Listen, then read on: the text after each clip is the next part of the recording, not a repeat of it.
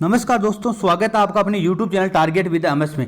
जैसा कि आपने देखा होगा, कल हमने क्लास 6 की रिवीजन क्लास बात की थी एनसीईआरटी साइंस के लिए और आरबीसी साइंस दोनों को मिलाकर जो शॉर्ट नोट्स बनाए गए हैं उनके आधार पर हमने क्लास 6 के कल बात कर ली थी। 52 मिनट के आसपास का कोई वीडियो हुआ था और वो आपने अगर देख लिया होगा और आपका बहुत अच्छा रेस्पॉन्स आया, उसी की बदौलत आज क्लास 7 के बारे में बात करेंगे और आने वाले दिन में क्लास 8 की भी बात करेंगे। इसमें मुख्य फैक्ट शामिल किए गए हैं, फालतू की चीज़ें बिल्कुल भी नहीं लिखी है। जो आपको आ रही है पहले से वो चीज़ें मैं आपको मौखिक रूप से रिवाइज करवा दूंगा। बाकी चीज़ें जो फैक्ट है याद रखने वाले एग्जाम में सीधा फैक्ट पूछे जाते हैं, उन पर बेस्ट क्लास है जो लास्ट समय में आपके रिवीजन के लिए है। अगर आपको इनकी फुल PDF चाहिए, अगर आप पूरा पढ़ना चाहते हैं, आरबीसी और एनसीईआरटी साइंस का जो भी टॉपिक वाइज नोट्स पूरे पढ़ना चाहते हैं, तो टेलीग्राम चैनल अपना टारगेट विद एमएस, उस पर आप PDF पढ़िए, वहाँ से आप देख लेना। यही लोगो है जो अपने YouTube का है, वही टेलीग्राम चैनल का लोगो है। तो चलिए अब शुरू करते हैं क्लास 7 का जो सार है उसके बारे में।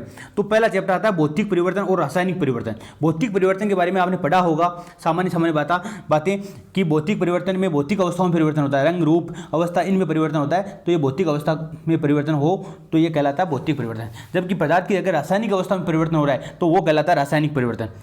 लेकिन भौतिक परिवर्तन आपने ये भी पढ़ा होगा, भौतिक परिवर्तन उत्क्रमणीय होते हैं जबकि रासायनिक परिवर्तन है वो अनुत्क्रमणीय होते हैं। आपने ये भी पढ़ा होगा। लेकिन सदैव उत्क्रमणीय हो ऐसा भी जरूरी नहीं है। जैसे आप कागज़ को फाड़ तो सकते हैं, कागज़ को फाड़ना ये भौतिक परिवर्तन है, लेकिन जबकि कागज़ का जलना ये रासायनिक परिवर्तन है।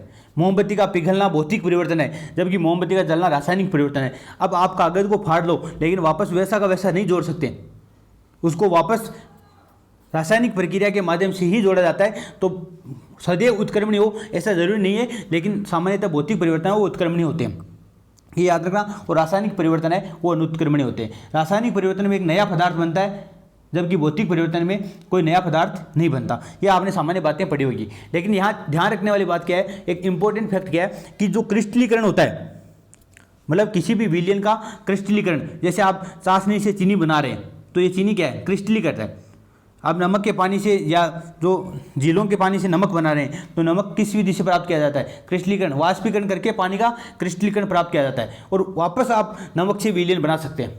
तो ये क्रिस्टलीकरण क्या है, भौतिक परिवर्तन है। क्यों? क्योंकि क्रिस्टलीकरण को वापस चीनी से आप चाशनी बना सकते हैं, चाशनी से चीनी बना सकते हैं। अब सेम चीनी वैसी नहीं बनेगी जैसे बनाना चाहते हैं आप, लेकिन चाशनी से चीनी और चीनी से चाशनी, नमक से नमक का विलयन बना सकते हैं, नमक के विलयन से नमक निकाल सकते हैं। तो क्रिस्टलीकरण क्या है, भौतिक परिवर्तन है। जबकि ओजोन का अपघटन, जैसे O3, ओजोन का अपघटन O2 में हो जाता है और ओजोन का अपघटन O2 में हो गया तो O2 से आप वापस O3 नहीं बना सकते, आप O2 से O3 नहीं बना सकते। ध्यान रखना, ओजोन का अपघटन होगा ऑक्सीजन में और ऑक्सीजन से O3 नहीं बना सकते, ये आप ध्यान रखना। ओजोन का अपघटन एक क्या है, रासायनिक परिवर्तन है। क्या है, रासायनिक। क्रिस्टलीकरण एक भौतिक परिवर्तन है, जबकि रासायनिक परिवर्तन कौन सा है, ओजोन का अपघटन। ये दो एग्जाम्पल है, बड़े एग्जाम्पल है, ध्यान रखना आप। इसके अलावा रासायनिक परिवर्तनों की जो बात करें तो आयरन में अगर ऑक्सीजन और H2O की उपस्थिति में Fe2O3 बनाती है, जिससे ये बोलते हैं फेरस ऑक्साइड, जो कि लोहे की वस्तु में जो जंग लगती है उसका सूत्र है Fe2O3, फेरस ऑक्साइड। लोहे की वस्तु में आपने देखा होगा ऑक्सीजन और जल की उपस्थिति में, मतलब नमी की उपस्थिति में Fe2O3 नामक यौगिक बनाती है जिससे जंग लगती है। और इसके लिए आपने कल पढ़ा था यशत लेपन किया जाता है, गैल्वेनिकरण किया जाता है, जिंक की परत चढ़ाई जाती है। अब देखो, अगर आयरन में सीधा ऑक्सीजन से क्रिया करी है तो Fe3O4 बना देती है, जिससे सेव का भूरा रंग। तो सेव का भूरा रंग किस वजह से होता है, तो ये Fe3O4 यौगिक के बनने से होता है। एक रासायनिक परिवर्तन है, सेव का भूरा रंग होना, लोहे पर जंग लगना, ये सब रासायनिक परिवर्तन है। इसमें कौन कौन सी अभिक्रियाएं होती है, तो लोहे के जंग में यह अभिक्रिया होती है, जबकि सेव के भूरे रंग में यह अभिक्रिया होती है। सेव का जो सेव को काटने पर सेव में जो आयरन पाया जाता है वो ऑक्सीजन से अभिक्रिया करके Fe3O4 बना लेता है, जिससे सेव का भूरा रंग की परत चढ़ जाती है। लोहे के साथ कार्बन, मैग्नीज, निकल और क्रोमियम मिलाने पर इस्पात या स्टेनलेस स्टील प्राप्त होता है, जो कठोर होता है और उसमें जंग नहीं लगती। मतलब जंग से सुरक्षा के लिए लोहे में क्या मिलाया जाता है, क्रोमियम मिला दिया जाता है, मैग्नीज मिला दिया जाता है, निकल मिला दिया जाता है और कार्बन मिला दिया जाता है। ये चीज़ें मिलाकर एक मिश्र धातु इस्पात बनाई जाती है, जिसे बोलते हैं स्टेनलेस स्टील, जो कठोर होती है और उसमें जंग नहीं लगती। ये हमने कल भी पढ़ा था, आज वापस आ गया तो आप देख लेना। मेहंदी में कौन कौन से यौगिक पाए जाते हैं, देखो मेहंदी में क्विनोन पाया जाता है, नेप्ता क्विनोन पाया जाता है और लासोन जैसे प्रमुख रासायनिक यौगिक पाए जाते हैं। लासोन है वो जो स्वयं रंगीन होता है, मतलब लासोन जो यौगिक पाया जाता है, रासायनिक यौगिक पाया जाता है, वो स्वयं तो रंगीन होता है, किंतु जब ये वायु या सूर्य के प्रकाश के संपर्क में आता है, जब ये वायु या सूर्य के प्रकाश के संपर्क में आता है तो लाल रंग का एक यौगिक बनाता है जिसे मेहंदी रचती है। मतलब मेहंदी में लासोन पाया जाता है, नेप्ता क्विनोन पाया जाता है, क्विनोन पाए जाते हैं, ये यौगिक पाए जाते हैं। अब जो लासोन यौगिक है वो स्वयं तो रंगीन होता है, लेकिन जब ये सूर्य के प्रकाश के संपर्क में आता है या वायु के संपर्क में आता है तो एक लाल रंग का एक यौगिक बनाता है। तो ये कौन सा परिवर्तन हुआ? रासायनिक परिवर्तन है। मेहंदी का रचना भी क्या है? रासायनिक परिवर्तन। ये आप ध्यान रखना, ये यौगिकों को नाम याद रखना, पूछे जा सकते हैं, इंपॉर्टेंट प्रश्न बन रहा है, क्विनोन, नेप्ता क्विनोन और लासोन। इसके बाद नेक्स्ट है अम्ल और क्षार के बारे में। अब अम्ल और क्षार के बारे में आपको क्या बताऊं मैं? अम्ल की उत्पत्ति एसिड से हुई है। अम्ल का अर्थ खट्टा होता है, एसिड का अर्थ खट्टा होता है। अम्ल नीले लिटमस पत्र को लाल कर देते हैं, जबकि क्षार स्वाद में कड़वे होते हैं। क्षार को बेस बोलते हैं और क्षार लाल लिटमस पत्र को नीला कर देते हैं। ये आपने सामान्य बातें अम्ल और क्षार के बारे में पढ़ी होगी। अब हम अम्ल के जो कौन कौन से मुख्य मुख्य अम्ल है और किस चीज़ में पाए जाते हैं, इनमें से प्रश्न बनने की संभावना बहुत ज़्यादा बन रही है। इस चैप्टर से या इस पेज से जितने प्रश्न बनेंगे अम्ल और क्षार से, बाकी या एक या दो प्रश्न बनने की यहाँ से संभावना है। तो देख ला, एसिटिक अम्ल, एसिटिक अम्ल पाया जाता है सिरके में। एसिटिक अम्ल किस में पाया जाता है? सिरके में, सॉरी, एसिटिक अम्ल पाया जाता है सिरके में। सिरके में कौन सा अम्ल पाया जाता है? एसिटिक अम्ल। सिरके का उपयोग अचार में डाला जाता है, जो परिरक्षक के रूप में सिरका कार्य करता है। एक होता है फॉर्मिक अम्ल, जिसे हम मेथेनोइक अम्ल बोलते हैं। फॉर्मिक अम्ल या मेथेनोइक अम्ल है वो चींटी के डंक में पाया जाता है और नेटल पौधे का डंक है उसमें भी पाया जाता है। फॉर्मिक अम्ल है या जो मेथेनोइक अम्ल है वो या तो चींटी के डंक में पाया जाएगा या नेटल पौधे का जो डंक है उसमें पाया जाएगा। एक है साइट्रिक अम्ल। साइट्रिक अम्ल है वो नींबू कुल के जो पौधे हैं, जैसे सिट्रस फल है, जैसे संतरा है, नींबू है, इनमें पाया जाता है। साइट्रिक अम्ल है सिट्रस कुल के फलों में पाया जाता है। सिट्रस कुल के फल कौन कौन से? नींबू है, संतरा है, ये सब साइट्रिक फल अम्ल पाया जाता है इनमें, और ये सिट्रस कुल के फल कहलाते हैं। लैक्टिक अम्ल, लैक्टिक अम्ल दही में पाया जाता है। ऑक्जेलिक अम्ल पालक में पाया जाता है। एस्कोर्बिक अम्ल, एस्कोर्बिक अम्ल विटामिन सी का रासायनिक नाम भी है। तो एस्कोर्बिक अम्ल विटामिन सी प्राप्त करने वाले फलों में पाया जाता है, जैसे आंवला है, टमाटर है, सिट्रस फल।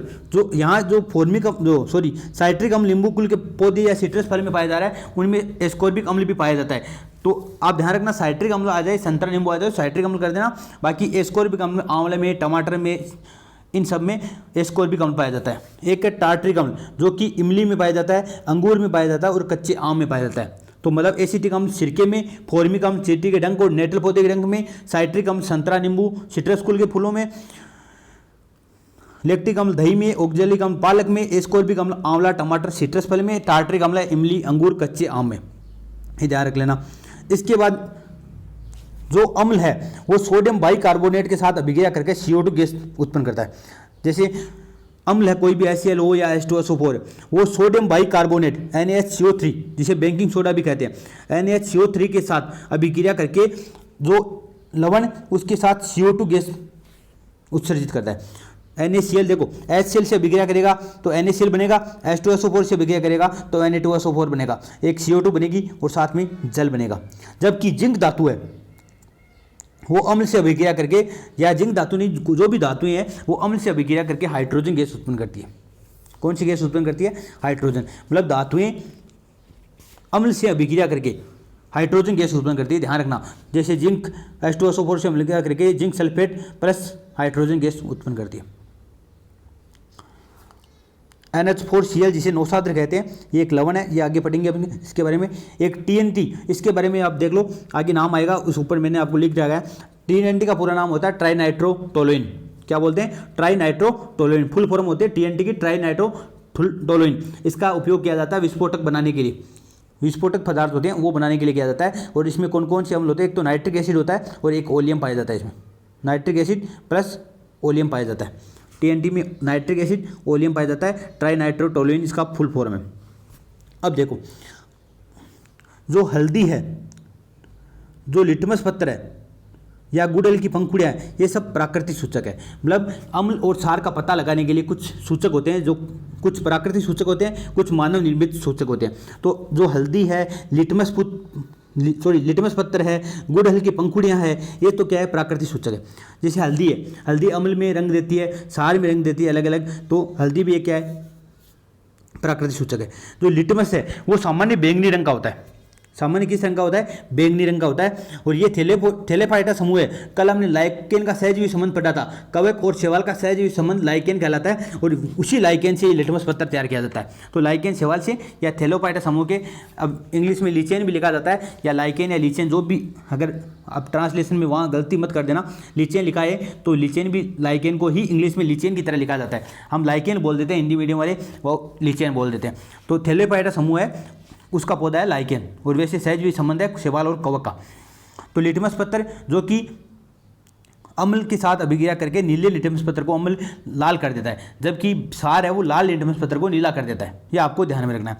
जो गुड़हल की पंखुड़ियाँ, वो भी क्या है, प्राकृतिक सूचक है, जो अम्ल के साथ गुलाबी रंग देती है, जबकि क्षार के साथ हरा रंग देती है। गुड़हल की पंखुड़ियाँ अम्ल के साथ गुलाबी रंग देती है, क्षार के साथ हरा रंग देती है। इसके अलावा फिनोप्थेलिन और मेथिल ऑरेंज, ये दो मानव निर्मित सूचक है, मतलब मानव के द्वारा निर्मित किए गए सूचक है, मेथिल ऑरेंज और फिनोप्थेलिन।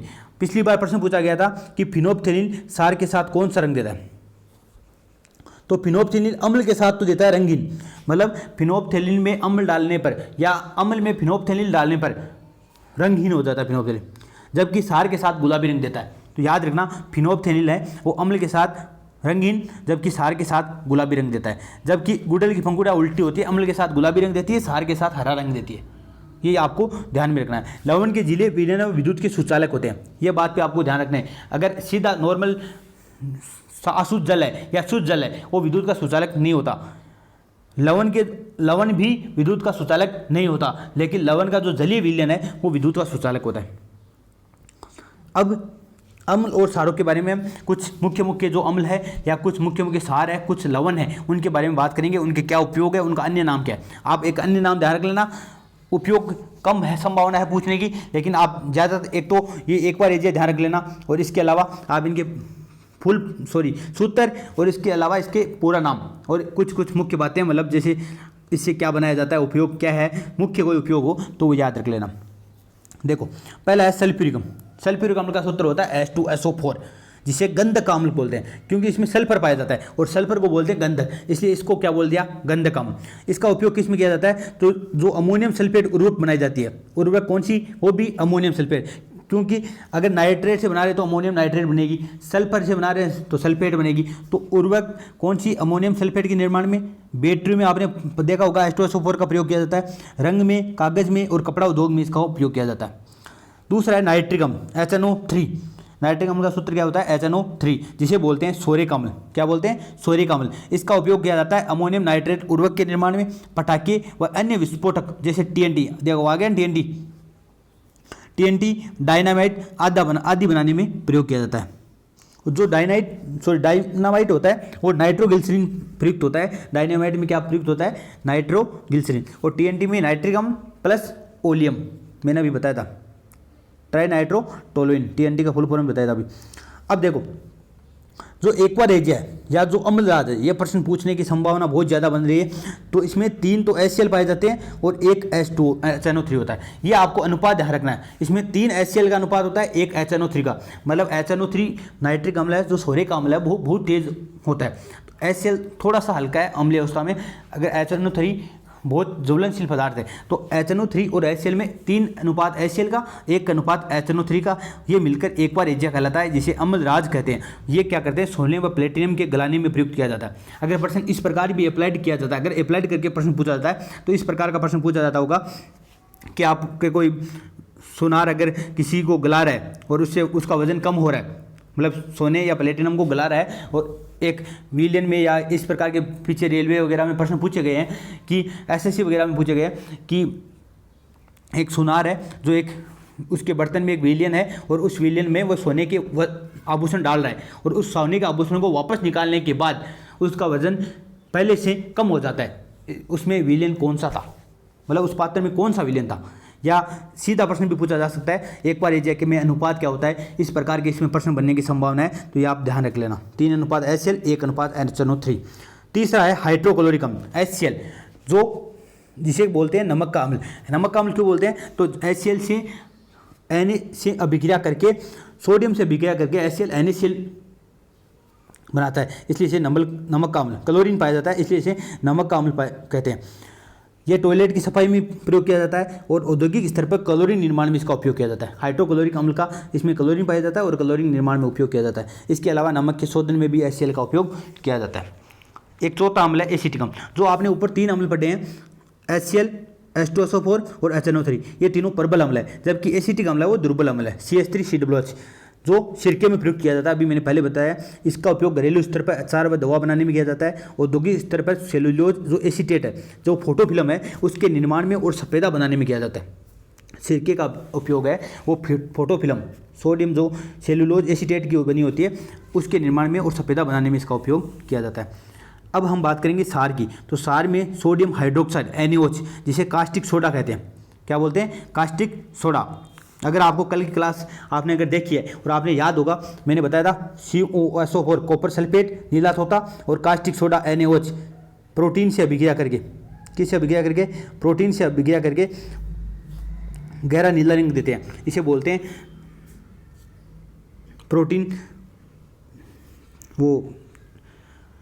प्रोटीन पहचानने की जो विधि है, कॉपर सल्फेट और NaOH मिलाया जाता है प्रोटीन में, जिसे गहरा नीला रंग दे, तो ये प्रोटीन पहचानने की एक विधि है।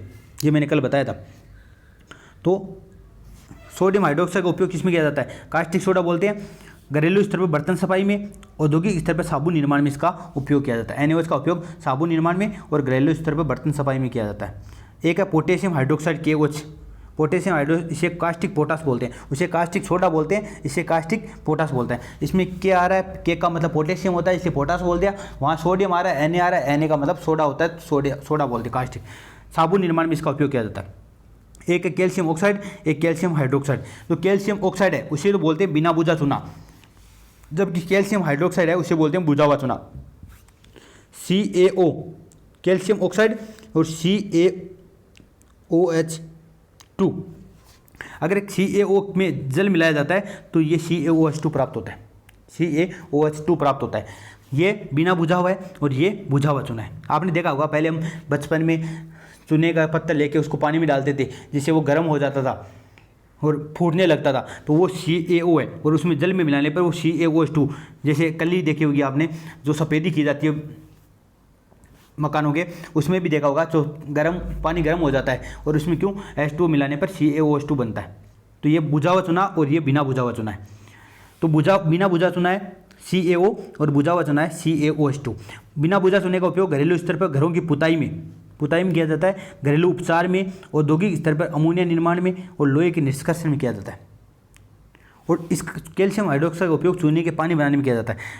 अब जो बिना बुझा चूना और बुझा हुआ चूना है, इन दोनों का उपयोग मृदा की अम्लीयता दूर करने में किया जाता है। जो मृदा में अगर अम्लीयता बढ़ गई, मतलब हम जैविक मात्रा जो यूरिया वगैरह हम ज़्यादा देते हैं खेतों में, जिससे मृदा की अम्लीयता बढ़ जाती है, तो इस मृदा की अम्लीयता को कम करने के लिए इसमें बिना बुझा चूना या बुझा हुआ चूना डाला जाता है, CaO या CaOH2 डाला जाता है। एक है अमोनियम हाइड्रोक्साइड NH4OH। ये भी एक सार है जो खिड़की के कांच है आदि को साफ करने के लिए उपयोग में किया जाने वाला मार्जक है। अमोनियम हाइड्रोक्साइड है, इसका अन्य नाम नहीं है। जो खिड़की के कांच है, कांच साफ करने के लिए जो उपयोग किया जाने वाला जो मार्जक होता है सफ़ेद, उसको बोलते हैं अमोनियम हाइड्रोक्साइड NH4OH। एक सार है मैग्नीशियम हाइड्रोक्साइड। ये प्रश्न भी बार बार पूछा जाने वाला प्रश्न है, जिसे बोलते हैं मिल्क ऑफ मैग्नीशिया या दूध या मैग्नीशियम कहते हैं।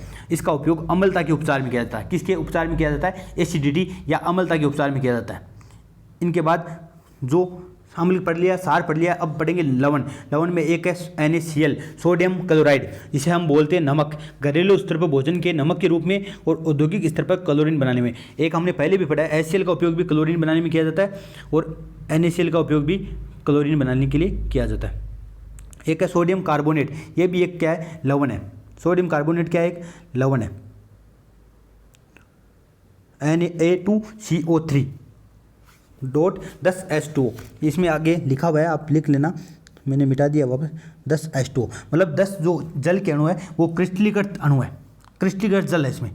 Na2CO3 .10H2O इसमें लिखा हुआ है, देखो सूत्र में। सोडियम कार्बोनेट का फॉर्मूला तो यही होता है, लेकिन जो धवन सोडा है उसमें 10H2O है, वो क्रिस्टलीकृत जल होता है इसमें। तो इसका उपयोग घरेलू स्तर पर कपड़ों की धुलाई में और औद्योगिक स्तर पर जल की कठोरता दूर करने में किया जाता है। एक है sodium bicarbonate NaCO3, sodium hydrogen carbonate भी बोलते हैं, सोडियम बाइकार्बोनेट भी बोलते हैं, इसे बोलते हैं खाने का सोडा। इसका उपयोग बेकिंग पाउडर बनाने में किया जाता है, पेय पदार्थों के निर्माण में किया जाता है, ब्रेड, केक आदि बनाने में और औद्योगिक स्तर पर सोडियम कार्बोनेट के निर्माण में और पाचक पदार्थों के निर्माण में भी किया जाता है। मतलब जो सोडियम कार्बोनेट जो बन रहा है, जो सोडियम कार्बोनेट बन रहा है वो इसी सोडियम बाइकार्बोनेट से बन रहा है। एक अमोनियम क्लोराइड, इसका एग्जाम्पल ध्यान रखना NH4Cl होता है, जिसे नौसादर है, और इसको अगर पानी में डाल दिया जाता है तो पानी ठंडा हो जाता है, पानी ठंडा हो जाता है। ध्यान रखना, अमोनियम क्लोराइड को अगर जल में डाला जाता है तो जल ठंडा हो जाता है, क्योंकि ये नौसादर है। वे नौसादर ठोस अवस्था से सीधा गैसीय अवस्था में एक ऊर्ध्वपातित पदार्थ है। कैसा पदार्थ है? तो ऊर्ध्वपातित पदार्थ है, मतलब ये द्रव अवस्था में नहीं बदलता, ठोस से सीधा गैसीय अवस्था में बदल जाता है। मतलब अगर नौसादर को पानी में डालेंगे तो ये गैसीय अवस्था में बदलेगा और गैस बनने पर ये ठंडा हो जाएगा। ये आपको ध्यान में रखना है। एक चीज़ ये भी ध्यान रखना, कैल्शियम हाइड्रोक्साइड जो हमने पढ़ा था, बुझा हुआ चूना पढ़ा था, उसमें अगर क्लोरीन मिलाई जाए तो CaOCl2 प्लस जल प्राप्त होता है। और जो CaOCl2 है वो इसे बोलते हैं विरंजक चूर्ण, ब्लीचिंग पाउडर, और कैल्शियम ऑक्सीक्लोराइड, इसी के 3 नाम है। विरंजक चूर्ण इसे बोलते हैं, ब्लीचिंग पाउडर इसे बोलते हैं, और कैल्शियम ऑक्सीक्लोराइड बोलते हैं। क्या बोलते हैं? Calcium oxychloride. तो आपको विरंजक चूर्ण का सूत्र पूछा जा सकता है, विरंजक चूर्ण। दांतों की अम्लता को दूर करने के लिए प्रयुक्त टूथपेस्ट में नमक सार का प्रयोग किया जाता है। जहाँ भी अम्ल का प्रयोग हो, उसको दूर करना है अम्लता को, तो सार का प्रयोग करेंगे। दांतों में क्या होता है, जो सूक्ष्म जीव पाए जाते हैं वो भोजन को निम्नीकरण करते हैं, और भोजन का निम्नीकरण करते कैसे? अम्ल स्रावित होता है।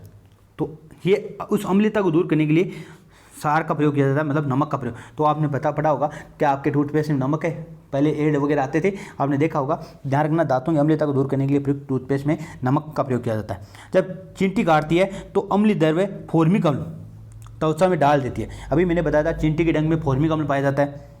डंक के प्रभाव को नमी युक्त खाने का सोडा, मतलब NaCO3, नमी युक्त जो गीला करके खाने का सोडा लगा लो, या केलेमाइन मिलिन लगा दो, जिस केलेमाइन मिलिन में जिंक कार्बोनेट होता है, ये मिलकर उदासीन किया जा सकता है। मतलब अम्ल स्रावित करा है, इसका मतलब क्या लगाओ? सार लगाओ। सार या तो लगाओ जो NaCO3 है, ये सार नहीं है, ये लवण है, लेकिन इससे Na है जो ये सार का कार्य कर रहा है। तो यहाँ या तो आप NaCO3 लगा दो लवण नमीयुक्त, या लगा दो आप केलेमाइन विलियन, जिसमें क्या होता है? जिंक कार्बोनेट होता है। ये मिलकर उदासीन किया जा सकता है। तो मतलब चींटी के डंक का उपचार क्या है? तो आपको ध्यान रखना है केलेमाइन विलियन या खाने का सोडा। ये आ गया। मृदा की अम्लता दूर करने के लिए बुझा चूना या बिना बुझा चूना मिलाया जाता है।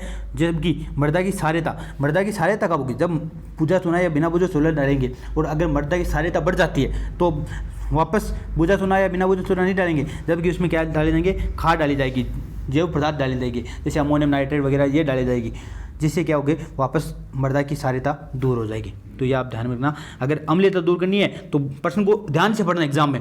ये प्रश्न पढ़ने वाली गलती आप मत करना वहाँ पे, क्योंकि मृदा की अम्लता दूर करनी है तो आप बुझा चूना या बिना बुझा चूना डालो, और अगर मृदा की क्षारीयता कम दूर करनी है तो आप जैव पदार्थ डालो। कारखानों से निकलने वाले अम्लीय अपशिष्ट है, उनमें सारे पदार्थ मिलाकर उदासीन कर जलाशयों में वितरित किया जाता है।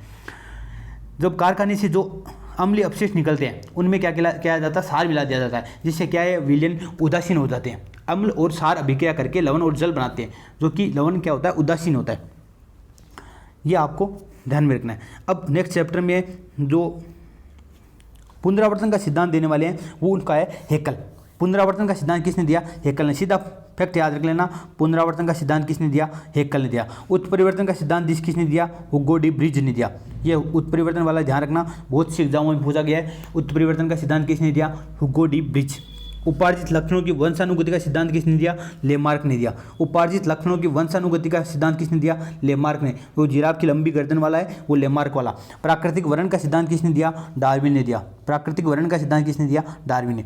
पुनरावर्तन का सिद्धांत हेकल ने। उत्परिवर्तन का सिद्धांत हुगो डी ब्रिज ने। उपार्जित लक्षणों की वंशानुगति का सिद्धांत लेमार्क ने। प्राकृतिक वर्ण का सिद्धांत डार्विन ने। ये आप सबको पता होगा कि कौन सा सिद्धांत क्या है, नहीं पता तो आप PDF में देख लेना। एक आपको ये ध्यान रखना, ये एग्जाम्पल इंपॉर्टेंट है दोनों, कि एविज यानी जो पक्षी वर्ग है या जो रेप्टिलिया रेंगने वाला वर्ग है, उसके मध्य की योजक कड़ी क्या है? योजक कड़ी का मतलब क्या होता है? देखो, एक तो आपने कल पढ़ा होगा सजीव और निर्जीव के बीच की योजक कड़ी क्या? विषाणु है। मतलब जो सजीव के रूप में भी कार्य करे और निर्जीव के रूप में भी कार्य करे, वो योजक कड़ी होती है। इसी प्रकार जो एवीज के कुछ गुण इसमें एवीज के हो, कुछ रेप्टिलिया के हो, इसके बीच की योजक कड़ी है वो आर्केओप्टेरिक्स। क्या है? आर्केओप्टेरिक्स, जिसमें कुछ गुण एवीज के भी होते हैं, कुछ रेप्टिलिया के भी होते हैं। जबकि रेप्टिलिया और मेमेलिया वर्ग के मध्य की योजक कड़ी है प्लेटिपस व एकिडना। क्या है? प्लेटिपस व एकिडना, ये दो जो है प्लेटिपस, ध्यान रखना, प्लेटिपस और एकिडना ये दोनों क्या है? रेप्टिलिया और मेमेलिया वर्ग के मध्य की योजक कड़ी है। मतलब इसमें कुछ गुण तो क्या है? रेप्टिलिया वाले हैं, कुछ गुण क्या है? मेमेलिया वर्ग वाले हैं, ही ध्यान रखना। एक वैज्ञानिक है बीरबल साहनी, जिन्होंने पोलिट बोटनी या पूरा वनस्पति शास्त्र है उस अनुसंधान के जनक कहे जाते हैं। पोलियो बोटनी या पूरा वनस्पति शास्त्र है उसके अनुसंधान के जनक कहे जाते हैं बीरबल साहनी, जिन्होंने जीवाश्मी जिम्नोस्पर्म, जीवाश्मी जो जिम्नोस्पर्म है उसकी खोज की, तब पेंटोजोइली नाम दिया और लखनऊ में पोलियो बोटनी संस्थान की स्थापना की। यह संस्थान वगैरह पूछे जाने की कम संभावना है, ये आप ध्यान रख लेना। पोलियो बोटनी अनुसंधान के जनक है और जीवाश्मी जिम्नोस्पर्म की खोज की और पेंटोजोइली नाम दिया, बीरबल साहनी। अब नेक्स्ट चैप्टर आता है अनुकूलन का। मतलब जो जलीय जीव है, जो स्थलीय जीव है, जो मरुस्थलीय आवास के जीव है, जो शीत आवास के जीव है, वो अपने आप में अनुकूलन कैसे प्रकार करते हैं, उनमें क्या क्या विशेषता पाई जाती है जिसकी वजह से वो अनुकूलन करते हैं, तो इसके बारे में हम पढ़ रहे हैं। तो जो जलीय आवास के जो प्राणी है उनमें अनुकूलन क्या क्या होता है, तो पहले तो जलीय आवास के प्राणी कौन कौन से है? देखो मछली है, पायला है, सीप है, ये सब क्या है? जलीय आवास के प्राणी हैं। जब जलीय आवास के प्राणी में अनुकूलन में क्या क्या होता है? इनमें गलफड़े पाए जाते हैं, श्वसन के लिए क्या पाए जाते हैं? गलफड़े, गिल्स या क्लोम बोलते हैं जिन्हें। इनमें सल्क पाए जाते हैं, शरीर पे क्या पाए जाते हैं? सल्क पाए जाते हैं। इनमें वायुकोश पाए जाते हैं जो कि तैरने में सहायता करते हैं। इसमें निमेषक पटल पाई जाती है, मतलब आंखों में निमेषक पटल पाई जाती है जलीय जीवों में। इनमें फिन्स पाए जाते हैं, क्या पाए जाते हैं? फिन्स, ध्यान रखना, गलफड़े पाए जाते हैं, सल्क पाए जाते हैं, वायुकोश पाए जाते हैं, निमेषक पटल पाई जाती है, फिन्स पाई जाती है। उदाहरण कौन कौन से है? मछली, पायला, सीप। स्थलीय आवास के प्राणियों में अनुकूलन कौन कौन सा है? तो स्थलीय आवास में पैर पाए जाते हैं, पेश युक्त शरीर पाया जाता है, मतलब पेशियों से युक्त शरीर पाया जाता है। बंदर में पूंछ पाई जाती है जो कि शाखाओं को पकड़ने, मजबूती से पकड़ने या ऊपर चढ़ने की सहायता करती है। हाथी में सूंड पाई जाती है जो कि वस्तुओं को उठाने या विपरीत परिस्थितियों में सामना करने के लिए काम आती है। जिराफ की लंबी गर्दन है जो भोजन प्राप्त करने के लिए प्रयोग की जाती है। मांसाहारी में रदनक दांत पाए जाते हैं जो मांस को फाड़ने में, चीरने फाड़ने में सहायता करते हैं। बाकी में कर्तनक दांत ज़्यादा विकसित होते हैं, जो कर्तनक दांत जो कुतरने का कार्य करते हैं, इनमें कर्तनक दांत पाए जाते हैं। मतलब स्थलीय आवास के प्राणियों में पैर पाए जाते हैं, पेशयुक्त शरीर पाया जाता है, बंदर में पूंछ पाई जाती है, हाथी में सूंड है, जिराफ की लंबी गर्दन है, मांसाहारी में रदनक दांत, बाकी में कर्तनक दांत, ये पाए जाते हैं। ये है स्थलीय आवास के प्राणी में अनुकूलन। स्थलीय आवास के प्राणी कौन कौन से होते हैं? जैसे ऊँट है, आप हाथी है, जिराफ आ गए, एग्जाम्पल आ गए आपके, शेर वगैरह, ये सब स्थलीय आवास के प्राणी हैं। ये दो फैक्ट आप ऐसे एक्स्ट्रा याद रख लेना। ध्रुवीय क्षेत्रों में 6 माह के दिन होते हैं और 6 माह की रात होती है। सामान्य सी बात है, ध्रुवीय जो देश है, ध्रुवीय जो क्षेत्र है, उनमें 6 महीने दिन होता है, मतलब 6 महीने सूर्योदय नहीं होता और 6 महीने सूर्यास्त नहीं होता, मतलब 6 महीने दिन ही रहता है, 6 महीने रात होती है। सर्दियों में तापमान -37 डिग्री तक पहुँच जाता है। इनका जो तापमान है, वो -37 डिग्री तक पहुँच जाता है सर्दियों में ध्रुवीय क्षेत्रों का, क्योंकि वहाँ बर्फ जमी हुई होती है। व्हेल में जो अग्रपाद है वो फ्लिपर में चेंज हो जाते हैं। व्हेल मछली है जो है उसमें जो आगे के पाद है, मतलब आगे के जो पैर है, वो किस में चेंज हो जाते हैं? फ्लिपर में चेंज हो जाते हैं। तो ये समझाती अंगों का रूपांतरण है फ्लिपर में चेंज होना। अब आगे बढ़ेंगे मरुस्थलीय आवास। जो स्थलीय आवास पढ़ लिया, मरुस्थलीय आवास में अनुकूलन क्या है? आपने देखा होगा राजस्थान में मरुस्थलीय आवास में जो जैसे छिपकली, सांप, जंगली चूहा, ऊंट, लोमड़ी, खरगोश, सियार, भेड़िया, गोयरा, ये सब पाए जाते हैं। इनमें क्या क्या विशेषताएं होती है? तो ये अत्यधिक ताप व जल की कमी सहन कर सकते हैं। आपको पता होगा ऊंट 3 दिन तक, हम छोटी क्लास में पढ़ते थे, तीसरे चौथे में, कि ऊंट 3 दिन तक पानी पिए बिना रह सकता है, ये सब पढ़ते थे। तो इनमें क्या होता है? जल की कमी सहन कर सकते हैं और अत्यधिक तापमान सहन कर सकते हैं, क्योंकि मरुस्थलीय क्षेत्रों में बहुत ज़्यादा तापमान होता है, तो इस तापमान को सहन कर सकते हैं। इनकी त्वचा है वो हल्की भूरी होती है। आपने देखा होगा, ऊँट को देख लो, गोयरा को देख लो, आप लोमड़ी को देख लो, जंगली चूहे को देख लो, छिपकली को देख लो, सांप को देख लो। जो मरुस्थलीय आवास में जो सांप वगैरह पाए जाएंगे वो उनकी त्वचा हल्की भूरी होगी। त्वचा मोटी पाई होती है, त्वचा मोटी होती है जिससे आप क्या है, जो जल है उसका वाष्पोत्सर्जन कम होगा, जिससे जल की कमी नहीं होगी। इनकी त्वचा चिकनी व शुष्क होती है। अधिकांश प्राणी है वो रात्रिचर होते हैं, क्योंकि दिन में इनका तापमान, मरुस्थल का तापमान बहुत ज़्यादा होता है, इसलिए ये क्या करते हैं? अधिकांश प्राणी है वो रात्रि में चरण करते हैं। ऊँट के तलवे चौड़े व गद्दीदार होते हैं। ऊँट के तलवे, जिसे रेगिस्तान का जहाज कहा जाता है, ऊँट को इसके तलवे है वो चौड़े होते हैं और गद्दीदार होते हैं। इसमें एग्जाम्पल कौन कौन से है? छिपकली है, सांप है, जंगली चूहा है, ऊँट है, लोमड़ी है, खरगोश है, सियार है, भेड़िया है, कोयरा है, ये सब। दूरबीन जैसा शीत के आवास की जो प्राणी है, शीत आवास के जो प्राणी हैं उनमें अनुकूलन किया गया है। तो शीत आवास को इसको बोलते हैं शीत रेगिस्तान, कोल्ड डिजर्ट बोलते हैं, शीत रेगिस्तान बोला जाता है शीत आवास के प्राणियों में अनुकूलन। तो इनके शरीर पर घने बाल पाए जाते हैं जो कि सर्दी से रक्षा करते हैं। त्वचा के नीचे वसा की मोटी परत पाई जाती है, तो ये वसा है त्वचा के नीचे, ऊपर घने बाल है, जो कि शीत आवास के प्राणियों में बहुत बड़ा अनुकूलन है। इसकी वजह से शीत आवास के पौधे सर्दी की वजह से अनुकूलन कर पाते हैं। इनके एग्जाम्पल है खरगोश है, भालू है, याक है, मस्क बेल है, रेंडी बियर है, पहाड़ी बकरी है। पेंगुइन अपने प्रजनन काल के कारण इन्हीं क्षेत्रों में निवास करता है। पेंगुइन जो है वो अपने प्रजनन काल के कारण इन्हीं क्षेत्रों में निवास करता है, ध्रुवीय क्षेत्रों में ही निवास करता है। वायु में जो उड़ने वाले जो प्राणी है उनमें क्या क्या अनुकूलन है? तो इनका अग्रपाद है पंखों में रूपांतरित हो जाता है। जो व्हेल का अग्रपाद है वो फ्लिपर में रूपांतरित हो रहा था, इसका अग्रपाद है वो पंखों में रूपांतरित है। हमारे जो अग्रपाद है वो हाथों में रूपांतरित है। शरीर हल्का व नौकादार होता है। शरीर कैसा होता है? हल्का होता है और नौकादार होता है। अगर भारी शरीर होगा तो पक्षी उड़ नहीं पाएंगे, जबकि शरीर क्या है? नौकादार होता है। नौकादार का मतलब अगर आपने देखा होगा एरोप्लेन है वो नौकादार बनाई जाती है या आगे से इसे तिरछी बनाई जाती है। इसका क्या है? जैसे हवा में आसानी से उड़ सके। तो इनका शरीर भी क्या होता है? नौकादार होता है। मुख में दांत नहीं होते, कठोर चोंच होती है। तो आपने देखा हो पक्षियों में दांत नहीं होते, कठोर क्या होती है? चोंच होती है। हड्डियाँ खोखली होती है। खोखली कोषों में वायु पाई जाती है। क्या पाई जाती है? वायु पाई जाती है, जिससे ये उड़ने में सहायता करती है। शरीर पंखों से ढका रहता है। हृदय अत्यधिक शक्तिशाली होता है। हृदय अधिक शक्तिशाली होता है, इसका कारण है क्योंकि अगर पक्षी उड़ रहे हैं तो उड़ते समय इनको बहुत ज़्यादा ऑक्सीजन की आपूर्ति चाहिए, और इसके लिए इनका शरीर है वो शक्तिशाली शरीर होता है। हृदय है वो शक्तिशाली होता है, जो कि ज़्यादा से ज़्यादा ऑक्सीजन को ग्रहण करके इनको पंप करता रहता है। एग्जाम्पल है कबूतर है, मोर है, गोडावन है। मोर है जो राष्ट्रीय पक्षी है, जबकि गोडावन है जो राज्य पक्षी है। और जो ऊँट है उसको पशु श्रेणी का राज्य पशु का दर्जा दिया गया है, जबकि वैसे राज्य पशु है वो है चिंकारा। साइबेरिया से आने वाले जो साइबेरियन क्रेन है उसके लिए राजस्थान का भरतपुर और हरियाणा का सुल्तानपुर महत्वपूर्ण है। मतलब जो साइबेरिया से आने वाले जो साइबेरियन क्रेन है वो राजस्थान के भरतपुर में आते हैं और हरियाणा के सुल्तानपुर में आते हैं। मछलियों में जो श्वसन अंग, अब जो अगला चैप्टर आ रहा है वो है श्वसन अंग। मतलब इनमें जो जीव है उनमें श्वसन क्रिया, रेस्पिरेटरी क्रिया है वो किस प्रकार होती है? तो जो मछलियों में जो श्वसन अंग पाए जाते हैं वो होते हैं कलोम, गिल या गलफड़े। जो गलफड़े है वो उससे ऑक्सीजन से जल में घुली हुई ऑक्सीजन का से श्वसन करते हैं, और इसमें कलोम, गिल या गलफड़े नामक संरचनाएं पाई जाती है जिनसे ये श्वसन करते हैं। कीट है या कॉकरोच है या जो तिलचटा है, जिसे बोलते हैं तिलचटा, कीट, कॉकरोच, इनमें श्वसन है वो श्वास तरंत्र के द्वारा होता है। और श्वास तरंत्र के जो अंदर है एक जो नलियों का जाल बिछा होता है जिसे वातक या श्वास प्रणाल कहते हैं, इसके द्वारा श्वसन होता है। मतलब जो श्वसन होगा वो श्वास तरंत्र के माध्यम से होगा, और जो अंदर जो नलियों का जाल बिछा होता है उसे वातक या श्वास प्रणाल कहा जाता है। केंचुए और जोंक में जो श्वास है वो नम या श्लेष्मीय त्वचा के माध्यम से होता है।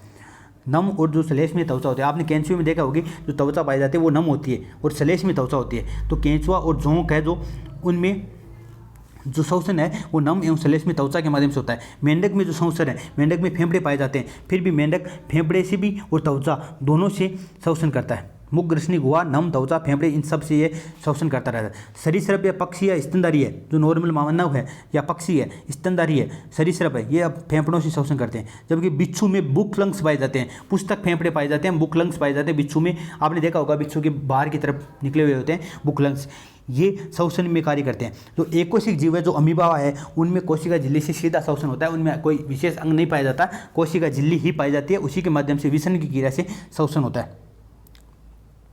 सबसे बड़ी अस्थि, ये कंकाल तंत्र वाले चैप्टर का पार्ट है। सबसे बड़ी अस्थि कौन सी है? तो सबसे बड़ी अस्थि है फीमर। सबसे छोटी अस्थि कौन सी है? स्टेपिस, जो कि कान में पाई जाती है। फीमर है वो जांग में पाई जाती है, सबसे बड़ी अस्थि है। और सबसे लंबी भी फीमर है। सबसे छोटी अस्थि है स्टेपिस, जो कान में पाई जाती है। एकमात्र गतिशील अस्थि है जो मैंडिबल है, जो जबड़े में पाई जाती है। मैंडिबल कौन सी है? जो मैंडिबल है जो जबड़े में पाई जाती है। एकमात्र ऐसी हड्डी जो किसी अन्य हड्डी से जुड़ी हुई नहीं होती वो है हायोड। क्या है? हायोड। संधियाँ, जो कंदुक खलिका संधि है, कंदु का मतलब होता है बोल और खलिका का मतलब होता है सॉकेट। मतलब एक सॉकेट होता है और उसमें उस सॉकेट में एक बोल की टाइप से एक जो संधि होती है उसको बोलते हैं कंदुक खलिका संधि। जैसे जो कि अंश मेखला में जो हाथ की अस्थि है, अंश मेखला में आपकी जो कंधे हैं वहाँ पे जो अंश मेखला है उसमें हाथ की जो अस्थि जुड़ी हुई है हुमरस, वो क्या है, इस कंदुक खलिका संधि है। वहाँ पे जो संधि है वो कंदुक खलिका संधि है, जिससे क्या है हमारा हाथ उस सॉकेट में चारों ओर से घूमता रहता है इस प्रकार से। तो अंश मेखला में हाथ की जो अस्थि है वो हुमरस, वो कंदुक खलिका संधि से जुड़ी हुई थी। जबकि श्रोणी मेखला है जो हमारे कमर के पास श्रोणी मेखला पाई जाती है, उसमें जो पैर की अस्थि फीमर लगी हुई है वो क्या है, वो भी कंदुक खलिका संधि से जुड़ी हुई है। तो कंदुक खलिका संधि कहाँ है, तो अंश मेखला में हाथ की अस्थि हुमरस और श्रोणी मेखला में पैर की अस्थि फीमर है, वो कंदुक खलिका संधि से जुड़ी हुई है। आपको ये बताता हूँ कोर संधि है, हिंज संधि, जिसे कब्जा संधि भी कहते हैं। कोर संधि, हिंज संधि या कब्जा संधि है। कब्जा संधि क्यों कहते हैं, क्योंकि ये गेट की तरह होती है। गेट में जो कब्जे लगे हुए होते हैं साइड में, जो एक ही साइड गेट खुलता है तो एक ही दिशा में गति करती है। ये भी किस दिशा में गति करती है, एक ही दिशा में। जैसे कोहनी एवं घुटने की जो अस्थि है वो कोर संधि या हिंज संधि या कब्जा संधि कहते हैं। मतलब आप जो गेट के जो कब्जे लगे हुए होते हैं वो इससे क्या है, गेट एक साइड में और एक साइड में, इधर और इधर, दो ही साइड में आप गति करता है, तो ये एक ही दिशा में गति करती है। जैसे कोहनी है, वो कोहनी आप ऊपर की तरफ तो कर सकते हैं लेकिन नीचे की तरफ नहीं कर सकते। इसी प्रकार घुटने की जो है, इन सब में कोर संधि, हिंज संधि या कब्जा संधि पाई जाती है। एक होती है धुराग्र संधि, ये एक बेलनाकार अस्थि एक छल्ले में घूमती रहती है। एक छल्ला होता है उसमें एक बेलनाकार अस्थि घूमती रहती है। तो ये मेरुदंड की स्थिर अस्थि है, उस पर खोपड़ी का निचला सिरा जुड़ा हुआ था। ये जो मेरुदंड है उस पर खोपड़ी का जो निचला सिरा है वो जुड़ा होता है और इसको बोलते हैं धुराग्र संधि। एक होती है सैंडल संधि जो अंगूठे में पाई जाती है। सैंडल संधि क्या है, जो किस में पाई जाती है, अंगूठे में पाई जाती है। और इस सैंडल संधि की वजह से अंगूठा बाकी अंगुलियों की बजाय ज़्यादा तीव्रता से गति करता है। आप देखिए बाकी अंगुलियों की अपेक्षा आप अंगूठे को आसानी से घुमा सकते हैं, इसमें ये सैंडल संधि पाई जाती है। एक चीज़ ये ऊपर आ गई है, 639 मांसपेशियाँ होती है, 639 मांसपेशियाँ होती है, ये ध्यान रख लेना। 33 कशेरुकाएँ होती है और 12 जोड़ी पसलियाँ होती है। ये हम आगे वापस आपको मैं आगे बता दूंगा, लास्ट में और है इसमें लिखा हुआ अंतःश्वसित वायु और उच्चश्वसित वायु, ये आप ध्यान रखना। एनसीईआरटी में दिया गया फैक्ट है अलग से, जो हम शरीर के अंदर जो वायु ग्रहण करते हैं श्वसन के समय, उसमें ऑक्सीजन और CO2 का अनुपात क्या होता है, और जो हम बाहर निकालते हैं उसमें CO2 और ऑक्सीजन का प्रतिशत क्या होता है, ये सब ध्यान रखना। तो हम जो अंतःश्वसित वायु है उसमें 21% ऑक्सीजन ग्रहण करते हैं, जबकि 0.04% या 0.03% CO2 ग्रहण करते हैं। नॉर्मल वायुमंडल में 21% ऑक्सीजन पाई जाती है, 0.03% या 0.04% है वो CO2 पाई जाते हैं, ये हम ग्रहण करते हैं फेफड़ों में। जबकि हम जो बाहर छोड़ते हैं उसमें 16.4% ऑक्सीजन होती है।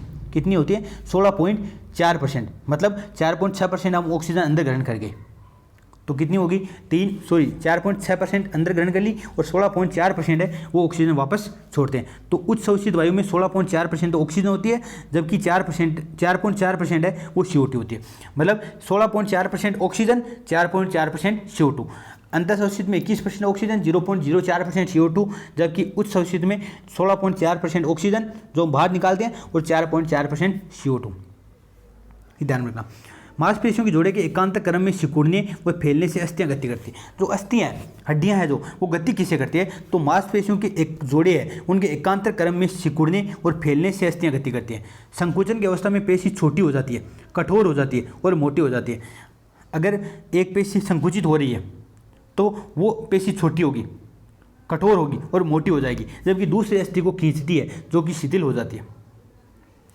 एक अस्थि दूसरी अस्थि को खींचती है, ये एक अस्थि ये दूसरी अस्थि को मांसपेशियाँ खींचती है, और जिसको जो संकुचित होती है मतलब जो खींची जाती है वो मोटी हो जाती है, कठोर हो जाती है और छोटी हो जाती है, जबकि दूसरी अस्थि है वो शिथिल हो जाती है। एक संकुचित होती है, दूसरी उसके साथ खींचती है, मतलब वो शिथिल, एक ढीली पड़ जाती है, एक टाइट हो जाती है। ये आप ऐसा समझ सकते हैं। जयपुर फुट क्या है, जो आपने देखा होगा विकलांग व्यक्तियों के जो पेड़ लगाए जाते हैं, उस पेड़ लगाने का सर्वप्रथम श्रेय जाता है डॉक्टर PK सेठी को, जिन्होंने डॉक्टर श्री रामचंद्र शर्मा है उसको जयपुर फुट बनाने का सुझाव दिया था डॉक्टर PK सेठी ने। अभी जो वर्तमान में भगवान महावीर विकलांग सहायता समिति जयपुर में है, और जो कि देवेंद्र राज मेहता द्वारा स्थापित की गई है। श्री देवेंद्र राज मेहता द्वारा जो स्थापित भगवान महावीर विकलांग सहायता समिति है, उसके द्वारा निःशुल्क जयपुर फुट लगाए जाते हैं। इसके बाद हम पढ़ेंगे दाब के बारे में। तो दाब क्या होता है, दाब होता है किसी एकांक क्षेत्र पर लगने वाले बल को दाब कहते हैं, मतलब बल बटा क्षेत्रफल। एकांक क्षेत्र मतलब 1 मीटर स्क्वायर क्षेत्रफल पर लगने वाला जो बल है उसको दाब बोलते हैं। दाब का फॉर्मूला होता है बल बटा क्षेत्रफल, F बटा E।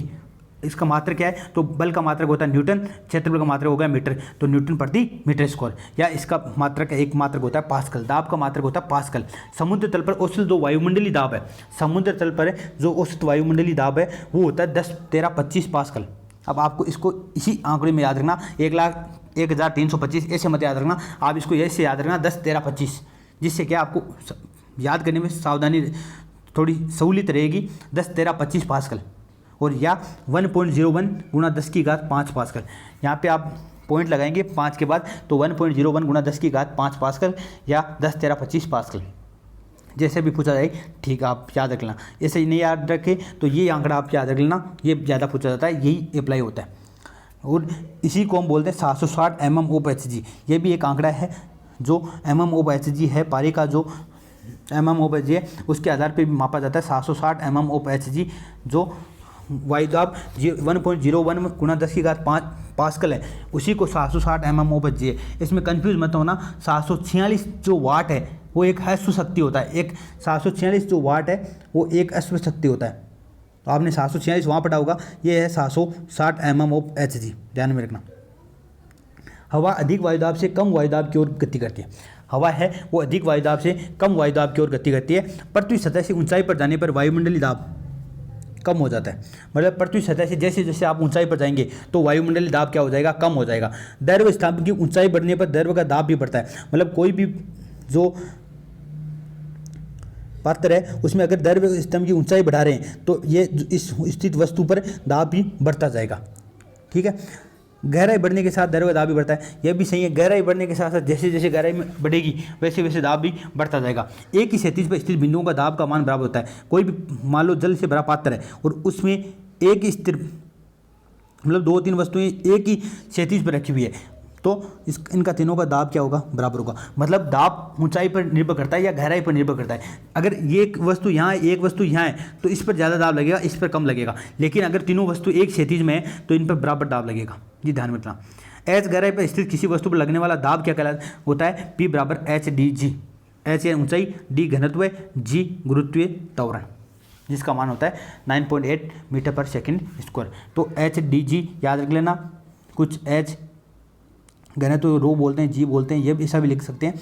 लेकिन H गहराई पर किसी स्थित या H ऊंचाई पर स्थित किसी वस्तु का लगने वाला दाब, मतलब कोई भी पात्र है उसमें जो H गिना जाएगा वो ऊपर से गिना जाएगा। अगर यहाँ वस्तु है तो इसके बराबर जो ऊपर से जो ऊंचाई है उसको बोलते हैं H। इसका पानी का जो घनत्व है उसको D, और जो यहाँ से गुरुत्वीय त्वरण है वो है G। अब बताओ, कोई भी H गहराई पर स्थित किसी वस्तु पर लगने वाला दाब। अब देखो, मान लो आप समुद्र तल की बात करें तो समुद्र तल पर दाब होता है वायुमंडलीय दाब, वो तो सामान्य दाब लगता है। वायुमंडलीय दाब मतलब जो हर जगह लगता है, औसत दाब है, ये लगता है। इसके बाद गहराई पर लगने वाला दाब HdG। इसका मतलब कुल दाब क्या हो गया, तो वायुमंडलीय दाब प्लस HdG। उत्प्लावन बल क्या है, जो उत्प्लावन बल है वो वस्तु द्वारा हटाए गए द्रव्य के भार के बराबर होता है। उत्प्लावन बल है जो एक वस्तु में एक नीचे की तरफ बल लगता है, जिससे गुरुत्वाकर्षण बल कहते हैं, और वस्तु की एक ऊपर की तरफ बल लगते हैं। अगर वस्तु पानी में डूबी हुई है तो उसके ऊपर की तरफ एक बल लगेगा जिसे बोलते हैं उत्प्लावन बल। जबकि आर्किमिडीज ने इसके एक सिद्धांत के माध्यम से समझाया, आर्किमिडीज ने एक सिद्धांत के माध्यम से समझाया कि जो उत्प्लावन बल है वो वस्तु द्वारा हटाए गए द्रव्य के भार के बराबर होता है। इसी को बोलते हैं आर्किमिडीज का सिद्धांत। क्या बोलते हैं, आर्किमिडीज का सिद्धांत, ध्यान में रखना। अब दर्पण वाला चैप्टर है, प्रकाश वाला चैप्टर है। तो समतल दर्पण से प्रतिबिंब निर्माण किस प्रकार होते हैं, तो समतल दर्पण से जो प्रतिबिंब बनता है वो सदैव आभासी और सीधा बनेगा। ये एक तो बात ध्यान में रखना, सदैव आभासी बनेगा और सीधा बनेगा, वस्तु के बराबर बनेगा। इसमें 5 तरह परिवर्तन पाया जाता है, समान दूरी पर बनेगा, जितनी दूरी पर वस्तु रखी है उतनी ही दूरी पर प्रतिबिंब बनेगा। और एक ये भी याद रखना, अगर आपको किसी वस्तु का पूर्ण समतल दर्पण में पूर्ण प्रतिबिंब देखना हो तो उस वस्तु जो समतल दर्पण की जो ऊंचाई है वो वस्तु की ऊंचाई की आधी होना आवश्यक है पूरा प्रतिबिंब देखने के लिए। एक है बहु प्रतिबिंब, मतलब अगर कोई 2 दर्पण है उनके मध्य किसी भी कोण पर कोई वस्तु रखी है तो उससे जो बनने वाले प्रतिबिंब है उनकी संख्या क्या होगी, तो देखो n बराबर होती है, उनकी संख्या होती है 360 बट्टा थीटा माइनस 1।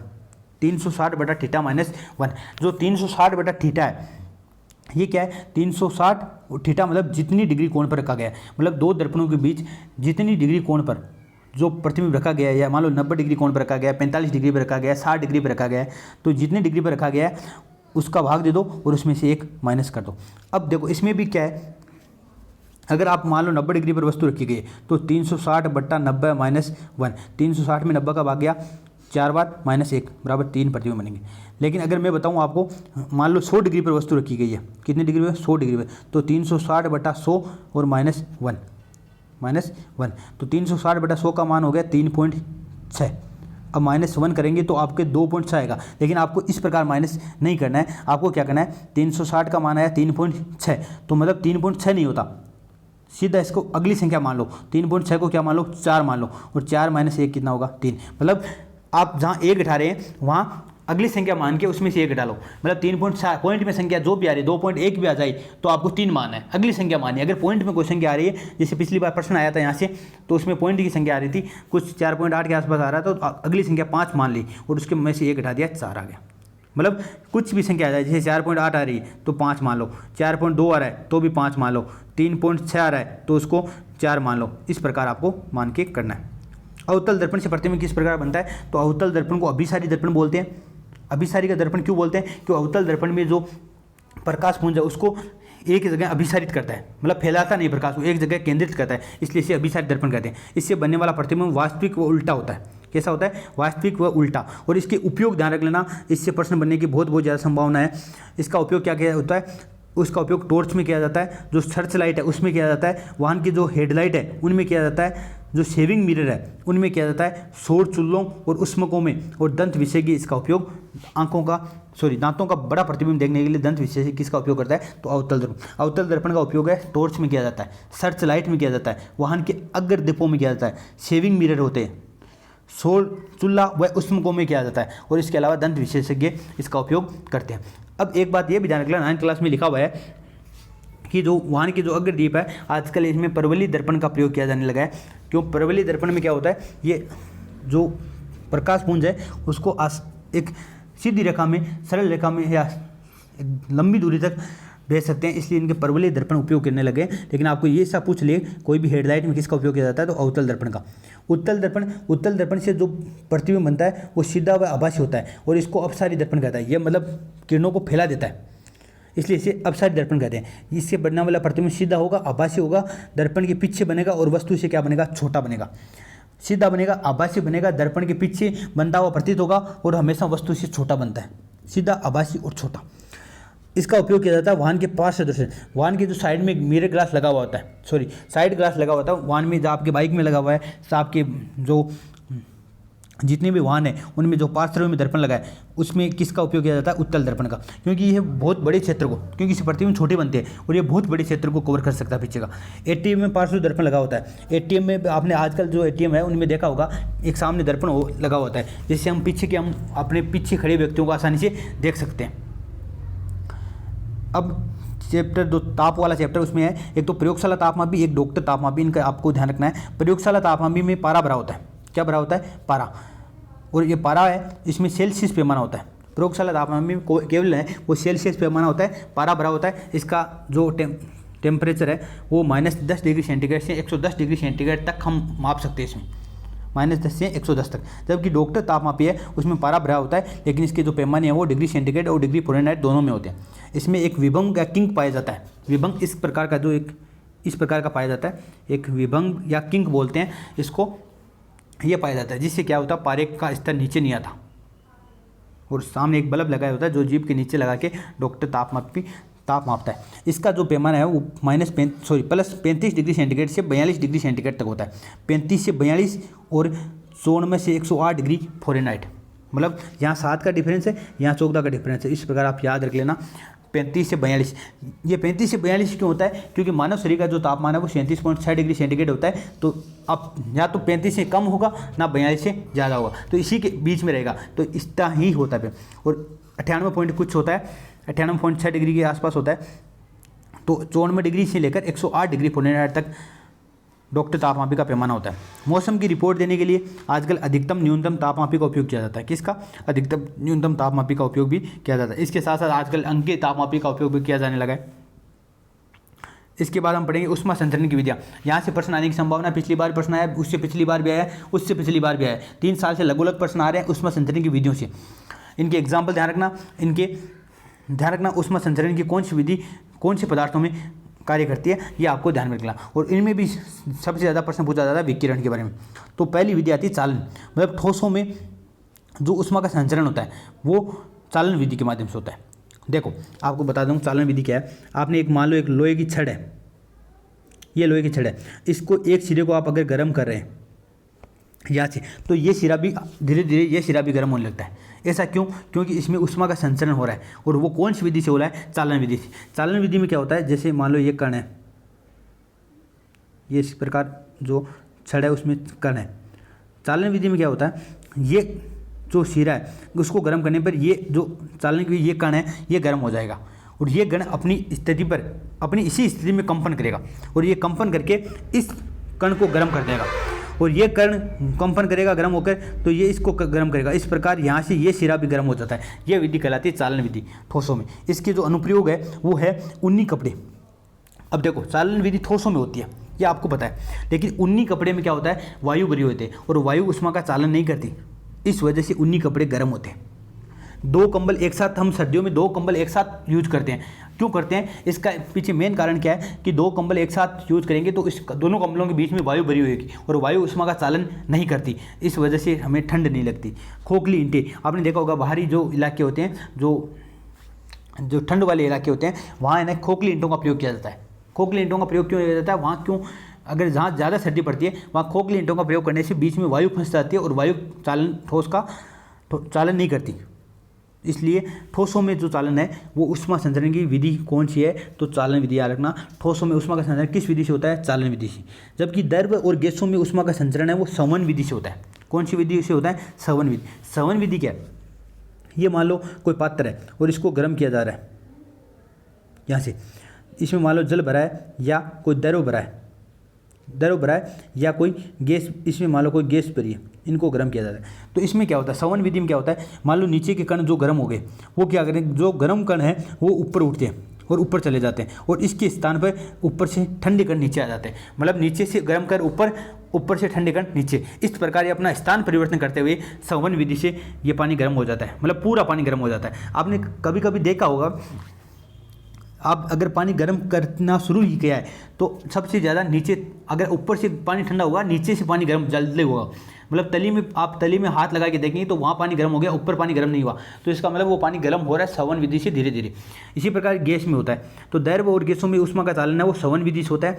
जैसे इसके अनुप्रयोग है वो संवातन है। संवातन का मतलब होता है रोशनदान। रोशनदान में क्या होता है, जो रसोई की जो गर्म हवा है, रोशनदान में जो नीचे की जो गर्म हवा है, समाज की हवा है या रसोई की जो हवा है या कोई भी जो नीचे की गर्म हवा है वो ऊपर उठती है और ऊपर उठ के रोशनदान हमेशा ऊपर बनाए जाते हैं। इसके पीछे यही कारण है, गर्म हवा ऊपर उठती है और वहाँ ठंडी हवा आ जाती है नीचे तो, और वो गर्म हवा रोशनदान के माध्यम से बाहर निकल जाती है। इसी प्रकार चिमनियाँ इसी सिद्धांत पर कार्य करती है। महासागरीय जो धाराएँ बहती है, क्यों? क्योंकि पानी धीरे धीरे गर्म होता है। आपको पता है पानी धीरे धीरे गर्म होता है और गर्म होने पर धीरे धीरे ठंडा होता है, जबकि रेत जल्दी से गर्म होती है, जल्दी से ठंडी होती है। आपने देखा होगा, सर्दियों में देखा होगा रेत ठंडी होती है, गर्मियों में देखा होगा रेत दिन के दोपहर के समय बहुत ज़्यादा गर्म होती है और शाम के समय बिल्कुल ठंडी हो जाती है। जबकि पानी को अगर एक बार गर्म कर दिया तो वो धीरे धीरे ठंडा होगा। इसी प्रकार क्या होता है, महासागरों में क्या होता है, सुबह जैसे दिन के समय में क्या होता है, महासागरों में पानी ठंडा होता है जबकि रेत जल्दी से गर्म हो जाती है, जिससे क्या है, रेत गर्म होकर रेत के पास वाली जो वायु है वो ऊपर उठ जाती है और वायु ऊपर उठने की वजह से जो नीचे का जो इलाका है उसमें महासागर से धाराएं बहती है, ठंडी धाराएं बहती है, इसको बोलते हैं महासागरीय धाराएं।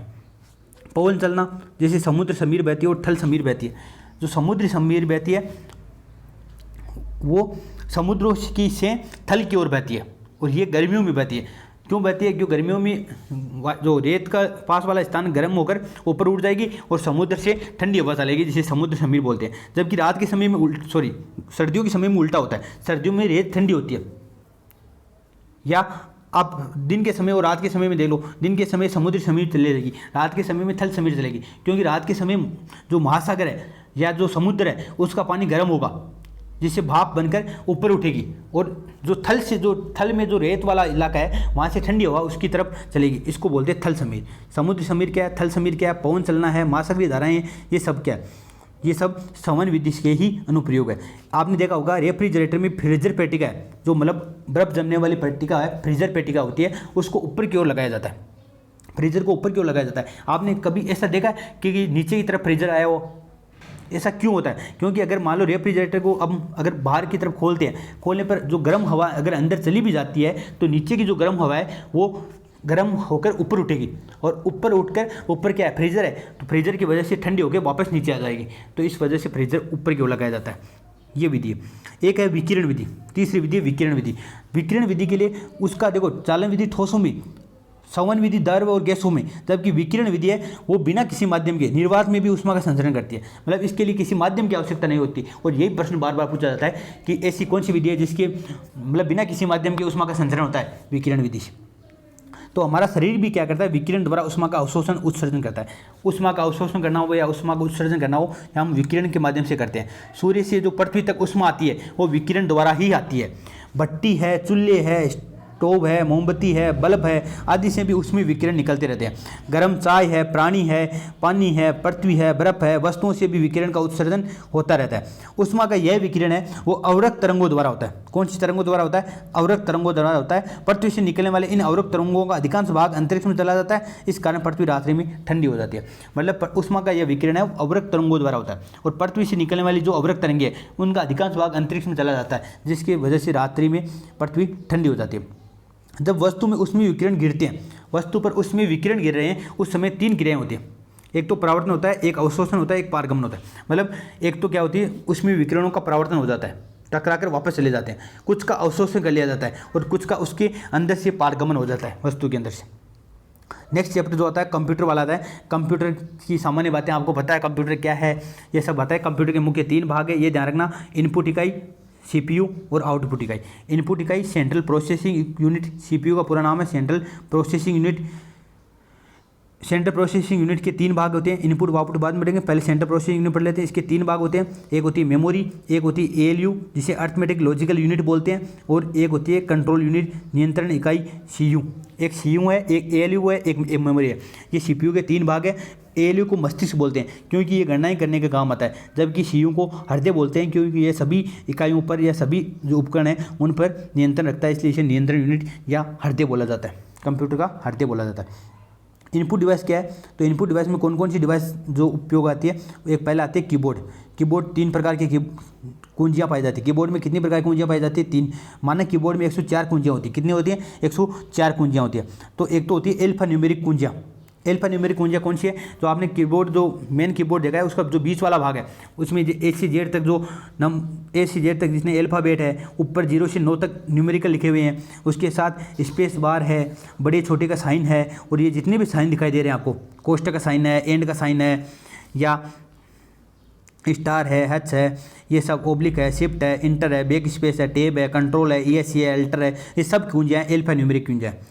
एक है न्यूमेरिक कुंजियाँ, जो आपने देखा होगा जो राइट वाला भाग होता है वहाँ पे न्यूमेरिक कुंजियाँ पाई जाती है, जिसमें 0 से 9 तक अंक होते हैं, नंबर लॉक पाया जाता है, space, star, minus, home, page up, page down, insert, inter, ये सब न्यूमेरिक कुंजियों के अंतर्गत आता है। एक थर्ड कुंजियाँ होती है फंक्शन कीज, जो कि 12 होती है, F1 से लेकर F12 तक, जिनका अलग अलग कार्य होता है। एक जो माउस है उसको भी इनपुट उपकरण में। आपको यह ध्यान रखना है, मेन इस प्रश्न किस प्रकार पूछे जाते हैं, पिछली परीक्षा में किस प्रकार के प्रश्न पूछे गए, इसमें इस प्रकार के प्रश्न पूछा गया है, या तो इनका फुल फॉर्म पूछ लेगा, MICR, OCR, OMR, CPU, CU, ALU, इनका फुल फॉर्म पूछेगा, या पूछेगा निम्न में से कौन सी इनपुट इकाई है, कौन सी आउटपुट इकाई है, ये सब प्रश्न पूछे जा रहे हैं। तो जो माउस है उसमें जो कर्सर पाया जाता है, जो ऊपर की ओर सरकता रहता है, उसको बोलते हैं कर्सर। एक तो ये ध्यान रखना। एक जो अब की बार अभी ऑप्टिकल माउस चल रहे हैं उसमें नीचे बॉल नहीं पाया जाता, एक नीचे नहीं तो बॉल घूमता रहता है, लेकिन ऑप्टिकल माउस है उनमें अभी बॉल नहीं पाया जाता। एक होता है इनपुट उपकरण है वो MICR। MICR क्या है? Magnetic ink character recognition. ये चेक जांचने के लिए उपयोग किया जाता है। जो आपने देखा होगा चेकों में एक मैग्नेटिक जो चुंबकीय स्याही से कुछ निशान बने हुए होते हैं, मैग्नेटिक इंक करेक्टर रिकॉग्नाइजेशन या रिकॉग्निशन MICR की फुल फॉर्म है। ये चेक जांचने में उपयोग किया जाता है। एक होता है OCR, optical character recognition, bill बनाने या रीडिंग पढ़ने में ये 300 पेज प्रति हाउर पठन करता है। मतलब OCR क्या है, ऑप्टिकल कैरेक्टर रिकॉग्नाइजेशन, ये कोई भी जो बिल बनाते हैं उनमें यह उपयोग किया जाता है और ये रीडिंग पढ़ने में काम आता है। और ये 300 पेज प्रति हाउर पठन क्षमता है इसकी। एक OMR, जो हम OMR भर के आते हैं पेपर में, उसकी ऑप्टिकल मार्क रीडिंग इसकी फुल फॉर्म है, और परीक्षा की जो उत्तर पुस्तिका है वो जांचने के लिए इसका उपयोग किया जाता है। इसके अलावा जो स्कैनर है, स्कैनर का क्या कार्य है, स्कैनर क्या करता है, दस्तावेज की हूबहू प्रतिलिपि कंप्यूटर में स्टोरेज कर देता है। मतलब स्कैन करके, एक स्कैनर होता है, एक प्रिंटर होता है। आजकल स्कैनर और प्रिंटर साथ में आते हैं, तो आप स्कैनर को प्रिंटर नहीं समझिए। स्कैनर का मतलब किसी भी चीज़ को स्कैन करके कंप्यूटर में सेव करना, ये स्कैनर है। इसके अलावा टच स्क्रीन है, माइक्रोफोन है, वेब कैमरा है, इसके अलावा जॉयस्टिक है, टच पैड है, ये सब इनपुट उपकरण है। आउटपुट उपकरण कौन से हैं, तो आउटपुट उपकरण, पहला उपकरण है मॉनिटर। जो मॉनिटर हम देख रहे हैं, आप मॉनिटर कंप्यूटर में देखते हैं, वो भाग है, वो आउटपुट है। इसको बोलते हैं video, VDU, visual display unit. एक बार वीडियो का फुल फॉर्म पूछा गया, एक बार पूछा गया निम्न में से आउटपुट उपकरण कौन सा है, इस प्रकार पूछा गया। तो वीडियो जो अभी चल रहे हैं, जो मॉनिटर चल रहे हैं, वो 3 टाइप के मॉनिटर चल रहे हैं। एक तो CRT मॉनिटर है, एक LCD है, एक LED है। तो पहले CRT चलते थे, कैथोड रे ट्यूब, इसका फुल फॉर्म होता है कैथोड रे ट्यूब। दूसरा है LCD, जिसका फुल फॉर्म होता है लिक्विड क्रिस्टल डिस्प्ले। LCD का फुल फॉर्म याद रख लेना आप, LCD लिक्विड क्रिस्टल डिस्प्ले। और तीसरा अभी जो चल रहा है, सर्वश्रेष्ठ है, वो है light emitting diode LED monitor. पहले CRT चलते थे, बाद में LCD आई, बाद में LED आ गए। इनके फुल फॉर्म ध्यान रखना। एक है प्रिंटर, जो भी एक क्या है, आउटपुट उपकरण। स्कैनर क्या है, इनपुट है, जबकि प्रिंटर है वो आउटपुट उपकरण है। प्रिंटर में 2 प्रकार के प्रिंटर होते हैं, एक तो नॉन इम्पैक्ट, एक इम्पैक्ट। मतलब इम्पैक्ट का मतलब होता है संपर्क, मतलब जो संपर्क जिस पेज के साथ संपर्क करते हैं वो तो इम्पैक्ट है। जो बिना संपर्क के प्रिंट करते हैं वो नॉन इम्पैक्ट है। नॉन इम्पैक्ट में 2 है, एक तो लेजर और एक है इंकजेट। जबकि इम्पैक्ट में 2 है, डॉट मैट्रिक्स और लाइन प्रिंटर। मतलब जिसमें डॉट से प्रिंट होता है वो डॉट मैट्रिक्स प्रिंटर है, ये संपर्क वाला है। और एक लाइन प्रिंटर है, वो भी संपर्क वाला है। जबकि लेजर और इंकजेट है, ये दोनों नॉन इम्पैक्ट है। लेजर प्रिंटर है, इसकी जो गति है वो डॉट्स पर इंच के माध्यम से मापी जाती है। किससे मापी जाती है, डॉट्स पर इंच के माध्यम से मापी जाती है।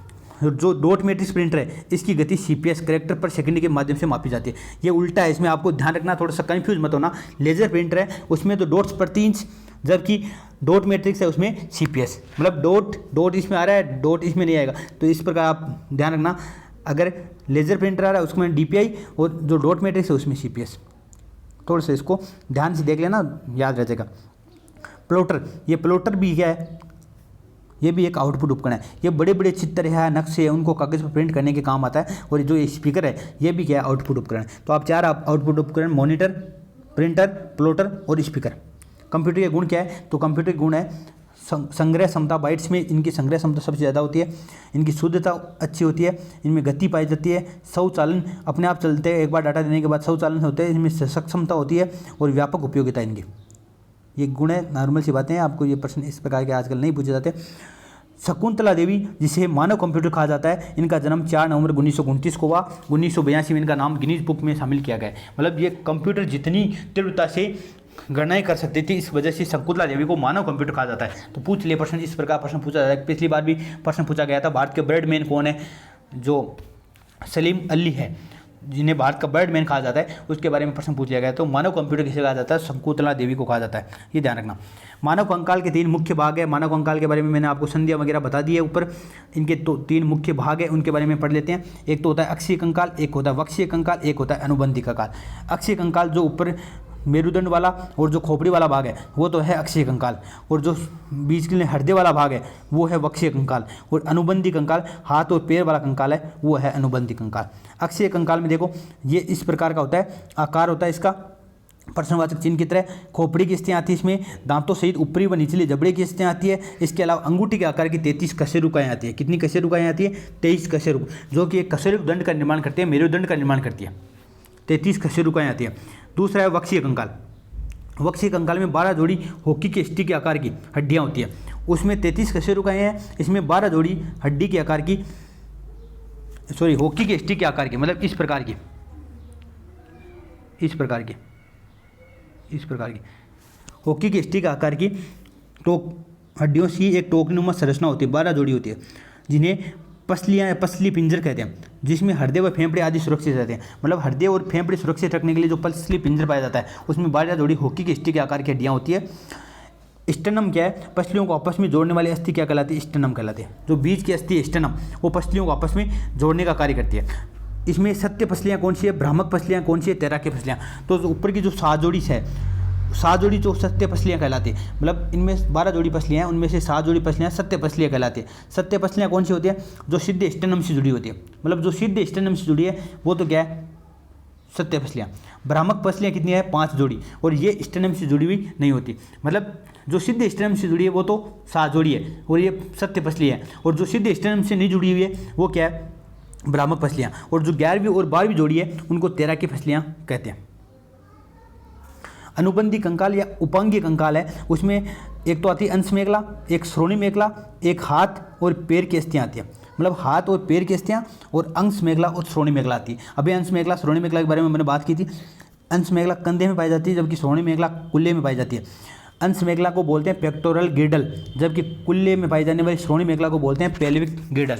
इसको बोलते हैं अंश मेखला को पेक्टोरल गिर्डल, जबकि कुल्ले में पाई जाने को बोलते हैं पेल्विक गिर्डल। एक मनुष्य में जो बालक होते हैं, किशोरावस्था के जो बालक होते हैं, उनमें कंठमणि पाई जाती है, एडम सेप्पल पाया जाता है। आपने देखा होगा एक स्वर यंत्र पाया जाता है जो बाहर की ओर निकला हुआ होता है, इसे बोलते हैं कंठमणि या एडम सेप्पल स्वर यंत्र। हाथ की अस्थियाँ कौन कौन सी है? तो हाथ की अस्थियाँ, एक हाथ में 30 अस्थियाँ पाई जाती है, टोटल मिलाकर दोनों हाथों में कितनी होगी? 60। उसमें पहली अस्थि है हुमरस। क्या है? हुमरस। हुमरस पाई जाती है जो कंधे से लेकर आपकी कोहनी तक, बीच के मध्य भाग को, कोहनी से लेकर कंधे के बीच के जो भाग है उसको बोलते हैं ह्यूमरस, और इसके बीच के जो मध्य भाग है उसको बोला जाता है साफ्ट। क्या बोला जाता है? साफ्ट बोला जाता है। कलाई व कोहनी के बीच में, जो कलाई है और जो कोहनी है उसके बीच में 2 हड्डियाँ पाई जाती है, एक रेडियस है, एक है अल्ना। अल्ना अंदर की ओर होती है, रेडियस बाहर की ओर होती है। अल्ना अंदर की ओर, रेडियस बाहर की ओर, कलाई व कोहनी के बीच। मणिबंदिकाएँ 8 होती है। कार्पल्स, जो आपकी कलाई है उसमें मणिबंदिकाएँ पाई जाती है, 8 कलाई की अस्थियाँ होती है जिसे मणिबंदिकाएँ या कार्पल्स बोलते हैं। हाथ में जो हथेली में पाई जाने वाली मेटाकार्पल्स जिसे कर्मास्थियाँ बोलते हैं, ये 5 होती है, पंजे हथेली में पाई जाती है। और आपकी जो आप अंगुलियाँ देख रहे हैं 4, उन चारों अंगुलियों में 3-3 आपके बीच में आपने देखा होगा 3-3 हड्डियाँ पाई जाती है, और ये 4-3 12 हड्डियाँ, 4 हड्डियों में ये अंगुलियों की अस्थियाँ हैं, इसे अंगुलास्थियाँ बोलते हैं या फेलेंजेज बोलते हैं। और 2 पाई जाती है अंगूठास्थियाँ, मतलब जो अंगूठे में जो अस्थियाँ पाई जाती है वो 2 ही पाई जाती है। अंगुलियों में 4 है, अंगुलियों में 3 है और अंगूठे में 2 अस्थियाँ पाई जाती है जिसे अंगूठास्थियाँ बोलते हैं। इसी प्रकार पैरों में एक तो फीमर पाई जाती है, सबसे बड़ी और सबसे लंबी अस्थि है, जो श्रोणि मेखला और घुटने के बीच पाई जाती है। एक पाई जाती है पटेला, जो घुटने में पाई जाती है। एक पाई जाती है टीबिया फिबुला। टीबिया और फिबुला ये 2 अलग अलग। टीबिया अंदर की ओर होती है, फिबुला बाहर की ओर होती है। घुटने व टखने के बीच पाई जाती है। घुटने और टखने के बीच जो पाई जाती है टीबिया फिबुला। टीबिया अंदर होती है, फिबुला बाहर। इसी प्रकार रेडियस अल्ना अंदर होती है, रेडियस बाहर होती है। इसको आप, एक ट्रिक भी है, उस प्रकार आप याद रख सकते हैं कौन सी अंदर है, याद रखना। अंटी अंदर है, अंटी अंदर है, इस प्रकार आप याद रखना। ए